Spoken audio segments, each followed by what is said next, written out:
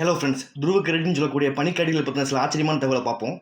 பனிக்கரடிகள் பார்க்கறதுக்கு வெள்ளை நிறத்தில் இருக்குமா, ஆனால் உண்மையிலேயே அதோட தோல் வெள்ளை நிறத்தில் இல்லையா, கருப்பு நிறத்தில் தான் இருக்குமா. பனிக்கரடியோட முடிக்கு சூரிய ஒளியை உள்வாங்கிற தன்மை இருக்கான், அதனால தான் அது சூரிய ஒளியை உள்வாங்கி அது நமக்கு வெள்ளை நிறத்தில் தெரியுதான்.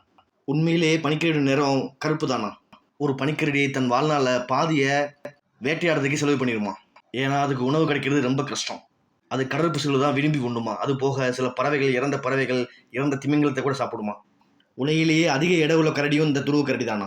கிட்டத்தட்ட 10 மனிதர்கள் எடைக்கு கிட்டத்தட்ட சமமா இருக்குமா இது. அதாவது 800 கிலோ எடை வரைக்கும் இதால வளர முடியுமா. உலகின் மிகப்பெரிய கரடி இனமும் இதுதானா. இந்த கரடிகள் பொதுவா நீச்சல் அடிக்கிறதுலே முக்கால்வாசி நேரத்தை செலவு பண்ணுமா. இந்த பனிக்கரடியால தண்ணிக்கு உள்ளேயும் சரி தண்ணிக்கு வெளியேயும் சரி கிட்டத்தட்ட பல மணி நேரம் நீச்சல் அடிக்க முடியுமா. காரணம் அதோட கால்கள், அது நீந்தலுக்கு ஏற்ற மாதிரி நல்லா அகலமா விரிஞ்சு இருக்குமா அந்த பனிக்கரடிக்கு. இந்த பனிக்கரடி ஒரு நாளைக்கு கிட்டத்தட்ட 8லேருந்து 10 மணி நேரம் தூங்குமா. ஏன்னா அந்த கரடி பல மணி நேரம் நீச்சல் அடிச்சு கஷ்டப்பட்டு வேட்டையாடுது, அதனால ஒரு நாளைக்கு கிட்டத்தட்ட 8 மணிலேருந்து 10 மணி